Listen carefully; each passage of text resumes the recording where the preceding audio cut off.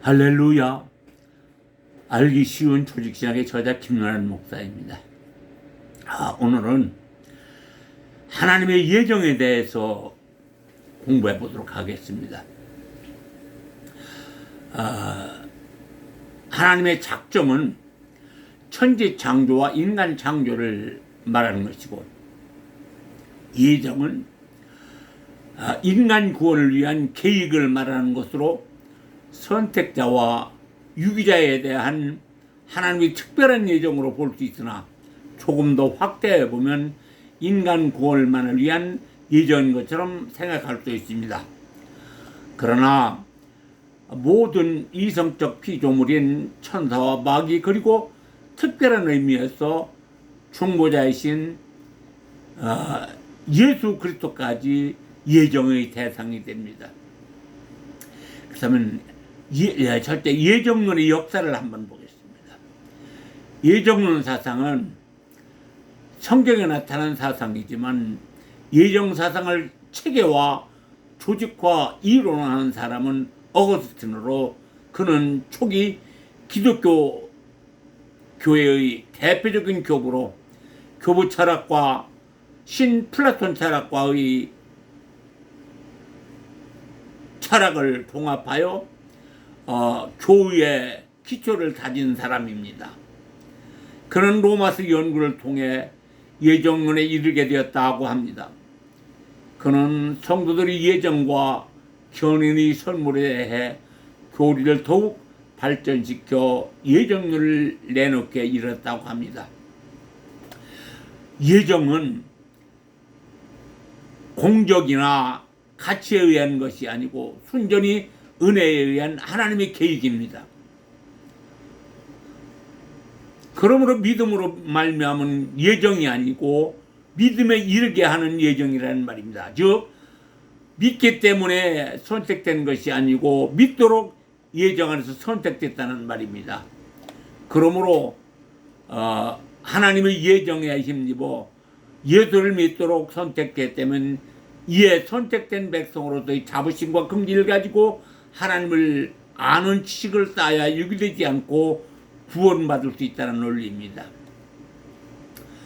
예정론을 자칫 잘못 이해하면 인류의 모든 사람이 거의 동일한 시기에 죽음에 이르게 한다.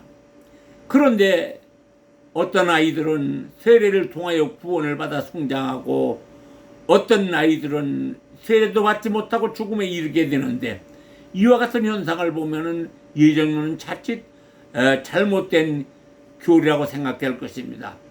그러므로 조직신학을 체계적으로 배우지 않고 성경을 주관적으로 해석하여 설교하다 보면 이상한 교리만 남발하고, 성도들은 교리를 알지 못하여 이단들이 먹잇감으로 전락하게 됩니다. 그러므로 목사가 교리를 알아야 한다는 것은 지극히 당연한 의무이고, 또 갖춰야 할 목사로서의 인격적 소양입니다. 그렇다면 왜 세례를 받지 못하고 죽는 아이나 세례를 받고 술을 누리다 죽는 사람이 동일한 하나님의 예정이고 공의인가? 의문이 생길 것입니다. 그러나 어떤 사람은 어린아이 때 병으로 죽고, 어떤 사람은 온갖 고초를 겪으며 장수합니다.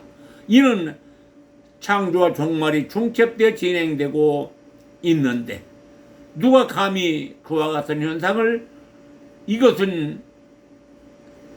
그것은 이렇다 하고 하나님의 공의를 논리적이고 객관적으로 말할 수 있다는 말인가?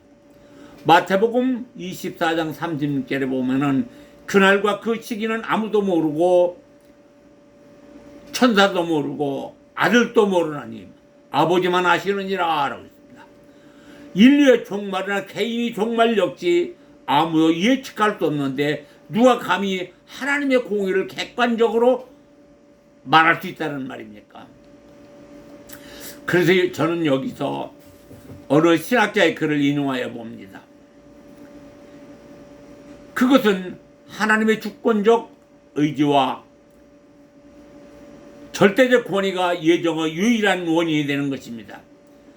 그러므로 하나님은 사람에게서 어떤 것도 기인받지 않으십니다. 하나님이 기뻐하시는 뜻 안에서 어떤 그릇은 영광으로 어떤 그릇은 진례로 이르게 하십니다. 따라서 예정은 유기를 함의한다는 논리입니다. 어거스틴은 때로는 유기를 예정의 하위 개념으로 다루기도 했습니다. 그래서 영원한 사망이란 영원한 사망으로 예정된 이들, 즉 정죄로 예정된 세상에 대하여 말합니다. 이는 가룟 유다를 멸망으로 예정된 자라고 말한 것 같습니다. 그러므로 예정된 사람들은 시간이 지남의 과정에서 그리스도에게 나와 세례를 받고 믿으며 무엇보다도 견의의 큰 선물을 받게 됩니다. 그러므로 견인의 은사는 예정된 자들에게만 주어지는 것입니다. 예정이 하나님의 은혜의 행위인 것처럼 유기는 하나님의 공의입니다. 이 모든 것에서 하나님의 덕을 나타내는 것입니다. 지금까지 호남신학교 총장 황승용 박사 지음 초신학 상권 202페이지에서 203페이지의 내용을 인용하였습니다. 결국 견인의 선물을 받을 수 있는 사람은 오직 예수 그리스도를 믿음으로 고난과 핍박을 도저히 견디지 못하고 어쩔 수 없이 고난당하는 사람을 구원하기 위한 교리입니다. 그러나 신앙생활을 하면서 세상의 유혹이나 육신의 연락을 위하여 예수를 배반한 사람은 결단코 견인의 선물을 받을 수 없습니다. 하나님께서 작정하시고 선포하신 예정은 역사적이고 객관적이므로 이는 예정 안에서 선택과 유기를 계획하였음을 성경 말씀이 증거합니다. 마태복음 12장 20절 말씀을 보면은 상한 갈대를 꺾지 아니하시고 꺼져가는 심지를 끄지 아니하기를 심판에 이길 때까지 하리니, 이는 하나님은 스스로 하나님의 백성들을 버리지 않으신다는 말씀입니다. 예정과 선택 그리고 유기에 대해서 알아봅니다. 먼저 선택, 첫째, 신명기서 4장 37절 말씀을 보면은 여호와께서 내 열조를 사랑하신 고로 그 후손인 너를 택하시고 큰 권능으로 인도하여 애굽에서 나오게 하시며, 즉 선민 이스라엘 민족을 특별히 선택하였음을 말씀하는 것입니다. 두 번째, 특별한 직무와 봉사에 합당한 인물을 특별히 선택했습니다. 신명기서 18장 5절 말씀을 보면은 이는 내 하나님 여호와께서 내 모든 지파 중에 그를 택하여 내시고 그와 그 자손의 후손으로 영영이 여호와의 이름으로 서서 섬기게 하셨음이라 했습니다. 특별한 직무로 선택. 그 다음에 세 번째, 신약에서는 구원받을 모든 자, 즉 인종의 차별이나 신분에 관계없이 예정 안에서 하나님의 자녀로 선택하였습니다.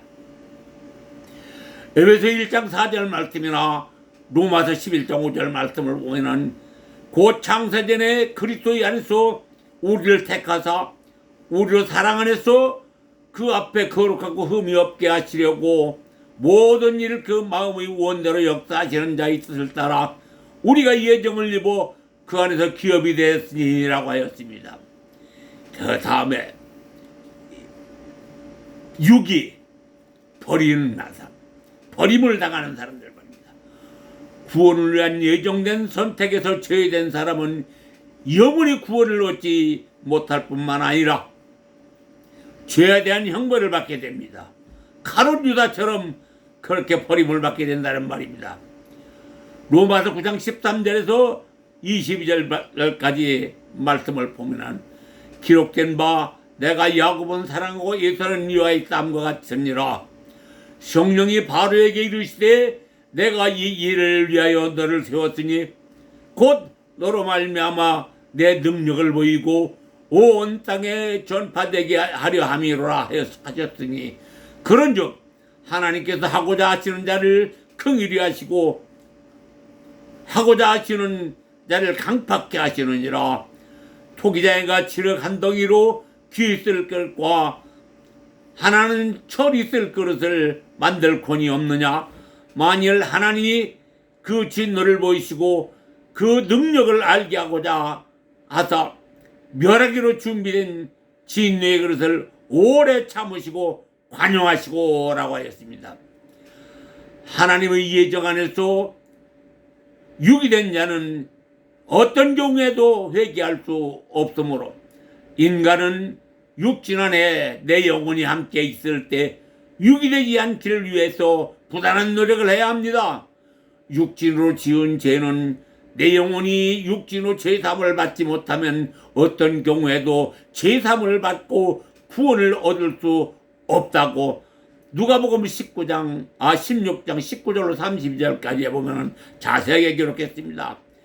그 다음에 예정의 순서를 알아봅니다. 예정의 순서에는 전택설과 후택설이 있으나 돌투 종교에서는 후택설을 선택하였다고 합니다. 전택설이란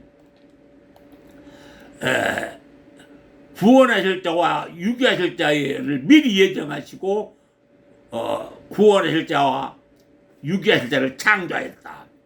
그리고 인간의 타락을 허용하였다. 선택자를 구원의 길로 인도하였다는 것이 전택설이고, 후택설은 인간 창조의 작동, 타락 허용의 예정, 타락자 중 일부의 선택자를 구원의 길로 인도하신다는 것이 후택설의 이행입니다. 그런데 요즘 목사들이 예정과 작정을 혼동하여 가르칩니다. 대부분의 목사들은 우리를 구원해 주시기 위하여 만세전에 하나님이 우리를 예정하셨으니 무조건 믿기만 하면 구원받는 것이라고 가르치는데, 그것은 성경적이지 못하고 타락 후 선택설이 예정교리에 맞는 말이라고 생각합니다. 그래서 저는 후택설의 논증은 하나님이 인간 구원을 위하여 어떻게 작정하시고 구원을 예정하셨는지 아래와 같이 연구하여 논증하여 보고자 합니다.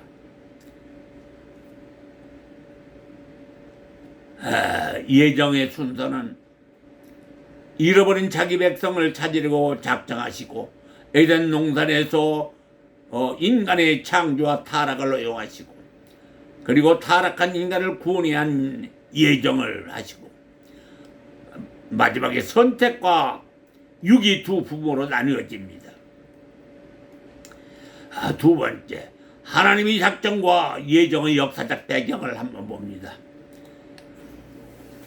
첫째, 잃어버린 자기 백성을 구원하시기로 작정하시고 에덴을 만드시고 아담과 하와를 창조했습니다. 두 번째, 아담과 하와의 타락과 인간 구원을 예정하십니다. 세 번째, 인간 구원을 위하여 계획을 세우셨습니다. 아담과 하와에게 가죽옷을 입히셨다는 날을 창세기 3장 21절 말씀을 봅니다. 창세기 6장 5절에 예정 안에서 특별한 선택을 하였다고 기록했습니다. 여섯 번째, 노아 홍수로 심판하시고 촉장시대를 마감하셨습니다. 일곱 번째, 특별한 선택, 노아와 그 아들들 셈과 야벳과 함을 선택하였습니다. 여덟 번째, 노아의 아들들을 통하여 세상에 사람들이 번성하여 나가고 나누어지고 하나님을 섬기는 나누어짐으로 처음으로 하나님을 거역한 니므롯이 바벨탑을 쌓고 여러 종족으로 흩어져서 하나님을 섬기는 사람이 적어졌다고 기록했습니다. 또 아홉 번째, 특별히 아브라함을 선택하시고 그 자손들 중에서 이스라엘을 특별히 선택하시어 제사장 시대를 열어 율법 시대를 이어오다가 이스라엘의 배반으로 하나님은 메시아를 보낼 것을 경고하였으나 이스라엘은 제갈 길로 감으로 제사장 시대를 마감하셨습니다. 10번째, 하나님의 아들 예수 그리스도가 오셔서 율법의 의를 다 이루시고 복음을 들려주시고 십자가에서 피 흘려 죽으시며 이것이 마지막이라고 하셨습니다. 복음을 듣고 부르는 자는 돌아와 잘못을 뉘우치고 하나님을 믿는 자는 양자로 삼고 구원해 주시겠다고 약속하셨습니다. 복음 시대가 열리고 성령께서 인도하시고 예수께서 마지막 심판이 있음을 예언하신 걸 전해주게 됩니다. 자, 세 번째, 예정 안에서의 선택과 유익이 두 부부로 나눠지는 모습을 봅니다. 하나님은 모든 인간을 전부 구원해 주시겠다는 것은 결코 아닙니다. 복음을 듣고 하나님 말씀대로 행하는 자는 구원을 얻을 것입니다. 선택받지 않으면 버려둠을 당합니다. 즉 교리를 알고 행함으로 구원을 얻을 수 있습니다. 예수님이 율법의 완성을 이루셨기 때문입니다. 그렇기 때문에 마태복음 7장 21절 말씀을 보면은 나더러 주여 주여 하는 자마다 천국에 다 들어갈 것이 아니요 아버지의 뜻대로 행하는 자라 들어가리라고 했습니다. 마지막 심판, 고린도전서 10장 12절 말씀 보면은 그런즉 선줄로 생각하는 자는 넘어질까 조심하라 그랬습니다. 마지막 심판 때까지 택함을 받았다고 자만하거나 교만하여 자기 뜻대로 사는 사람은 마지막 심판이 있는 날, 즉 마태복음 20장 13절 천국잔치가 일어난 날이죠. 임금이 사원들에게 말하되 그 수족을 결박하여 바깥 어둠에 내어 던지라. 거기서 슬피 울며 이를 갈미 있으리라. 이는 마지막까지 육신을 훈련하여 연단을 받고 거룩한 자의 삶이 되어야 유기당하지 않습니다. 요한계시록 6장 13절 말씀을 보면은 하늘의 별과 무화과나무가 대풍에 흔들려 선 과실이 땅에 떨어지는 같이 땅에 떨어지며 라고 했습니다. 하늘의 별들이나 무화과나무는 모두가 이스라엘을 상징하는 말이고 신약에서는 예수 믿는 사람들을 상징한다 하겠습니다. 그러므로 믿음의 사람들은 천국이 있음을 믿고 현실이 삶에서 하나님을 믿음으로 성결한 삶을 이어야 마지막 심판까지 버림을 당하지 않습니다. 하나님의 작정은 인간 구원을 위한 작정이고 예정 안에 있는 사람은 고난을 당할 때는 하나님은 인간이 거부할 수 없는 불가항력적 은총을 내려 견일하되 구원에 이르게 하여 주십니다.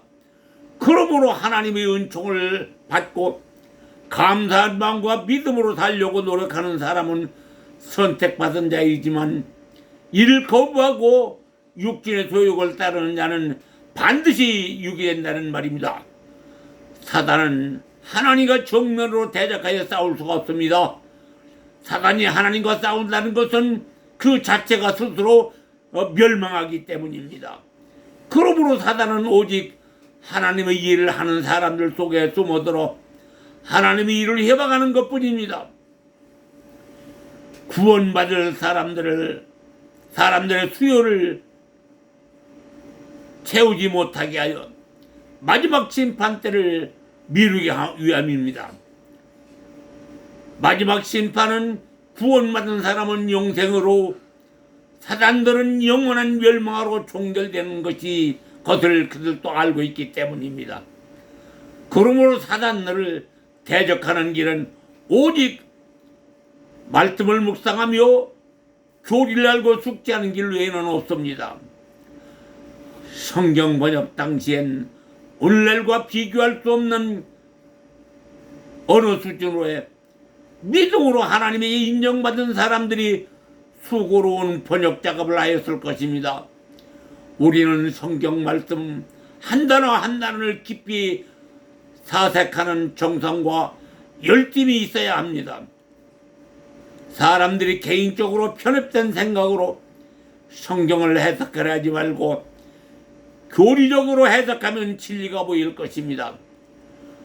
우리 개신교도 가톨릭을 바라보고 그들에게 배울 점이 무엇인가를 생각해보는 지혜가 필요합니다. 그들은 우리가 배척한 교리이지만 철저하게 교리적입니다. 그래서 그들은 범세계적인 교회가 되었습니다. 의미도 모르고 천주교는 이단이라며 무조건 배척만 하는 것보다 그들에서 배울 점이 무엇인가를 생각해보고 우리의 잘못된 것을 고쳐보자는 말입니다. 선각자들이 종교개혁을 했다고 해서 그들이 100% 잘못됐다고 총재한 것이 아니기 때문입니다. 교리를 숙지하고 하나님을 올바르게 하는 지식을 갖춘 사람은 초신자들의 찾는 신비주의와 기복진앙에 매달리지 않고 고난을 이기고 연단을 받아 의의 말씀을 경험하여 지각을 사용함으로 스스로 선을 행함으로 구원받을 수 있는 성도로 선택받은 사람으로 확정하고 설할 수 있는 표적이라 말하겠습니다. 야고보서 2장 17절에 행함이 없는 믿음은 그 자체가 죽은 것이라고 했습니다. 지금까지 신학교에서 1학년 강의할 과정을 모두 강론했습니다만 책 내용을 다시 재편집하고 너무 많이 압축하다 보니 알기 쉽게 강의한다고 하였지만 이해하기 어려운 부분이 있었으리라고 생각합니다. 이 방송을 보고 듣는 분들은 궁금한 점이나 잘못된 부분은 과감하게 댓글을 달아주시고 구독, 좋아요 버튼을 눌러주시면 감사하겠습니다. 그러면 제게도 큰 힘이 되니 정성껏 답변을 하여 드리겠습니다. 2학년 과정인 인간론과 기독론은 준비되는 대로 방송하여 드리겠습니다. 여러분 모두 건강하시고 행복하시기를 기도합니다. 오늘은 여기까지만 하겠습니다. 지금까지 김윤환 목사였습니다.